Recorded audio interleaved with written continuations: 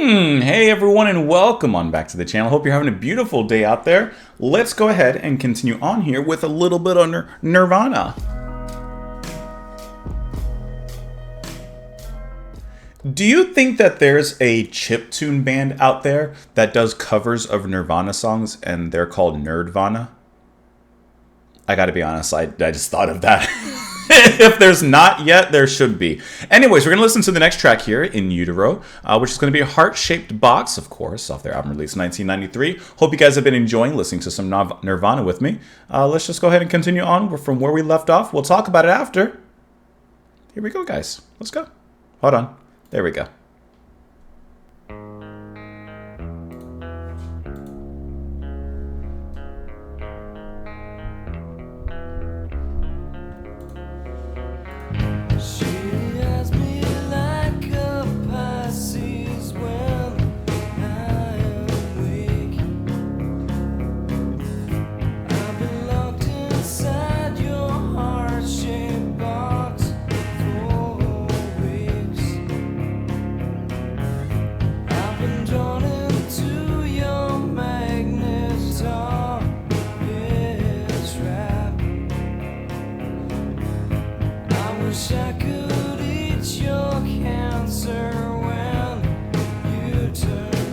I like the astrology lyrics.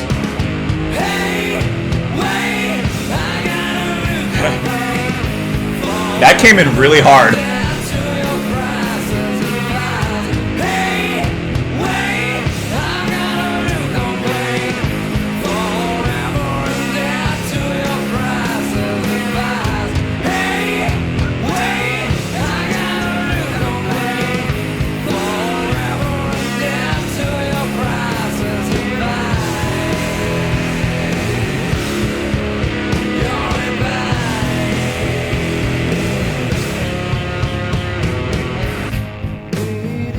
I love how it goes from quiet to loud so contrastingly.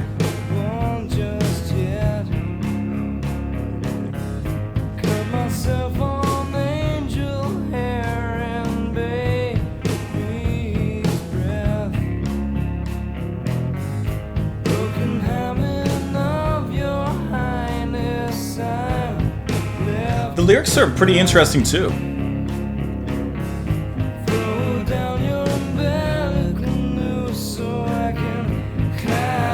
Sure is an image.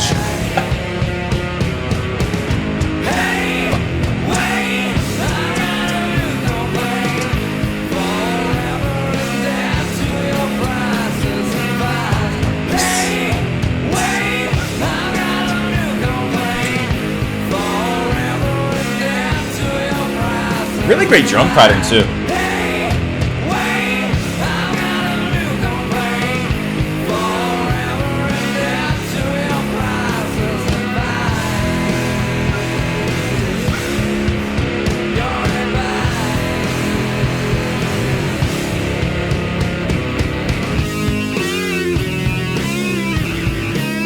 I like how this guitar solo sprung out of that same melody as the chorus, but it's so distraught.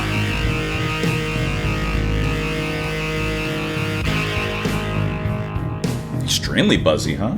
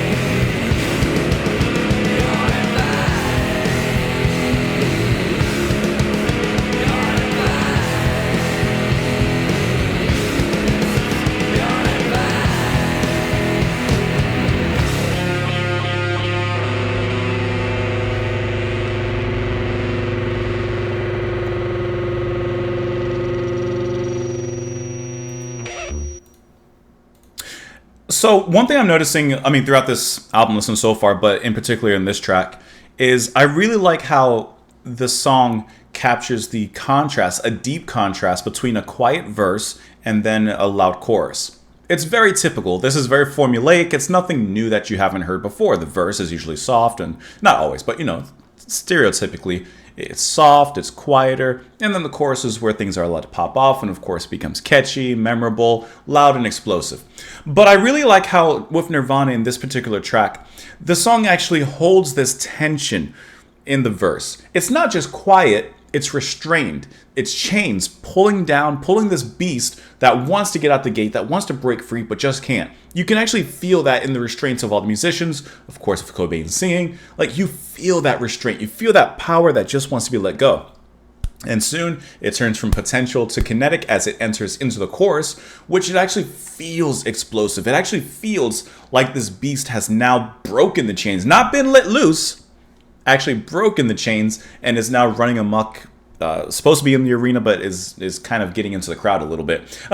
So onlookers beware.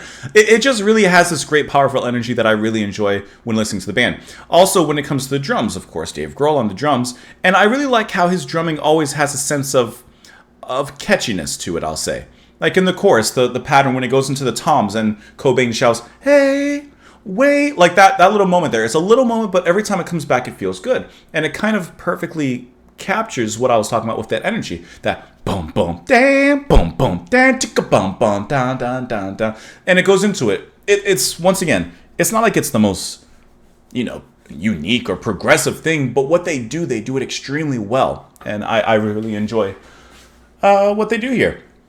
I love how the there's a very brief guitar solo that comes in after the second chorus. I like how the guitar sounds even more distraught and distressed than ever before, and it kind of continues the same melodic and rhythm momentum that was carried before, as it's doing the same patterns with the,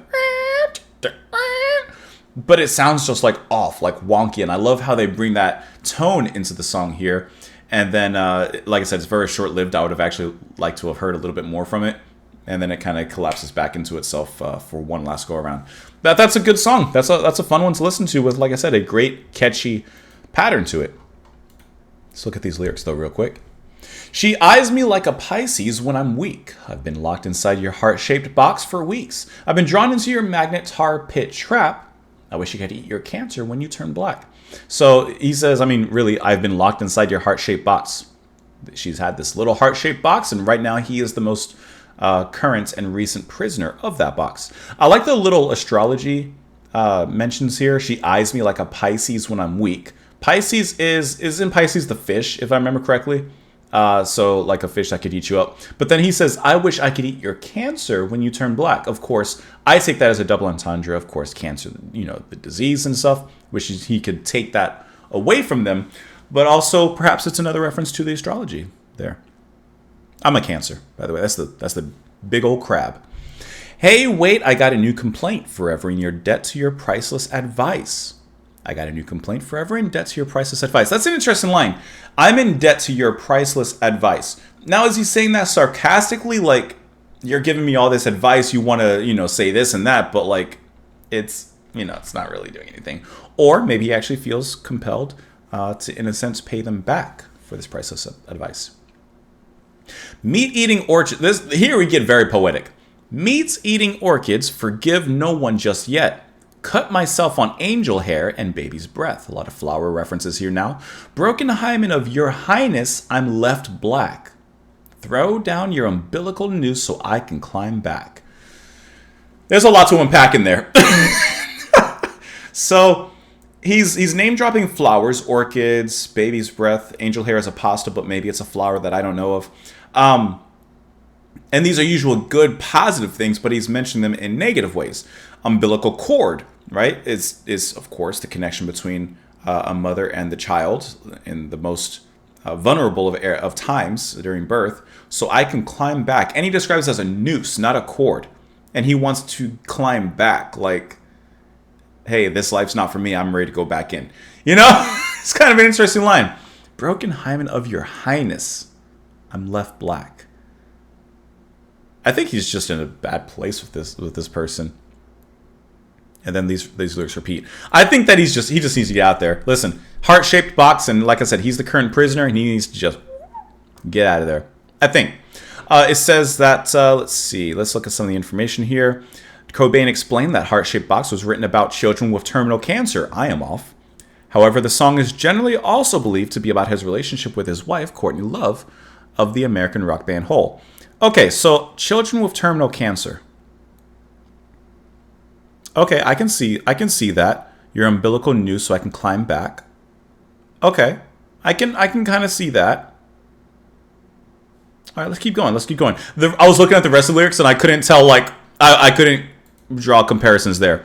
So I was a little bit lost. It says that it was released as the first single, although not released in the US to avoid competing with album sales. The song generated considerable American radio airplay, reaching number 1 on the Billboard Modern Rock Tracks chart.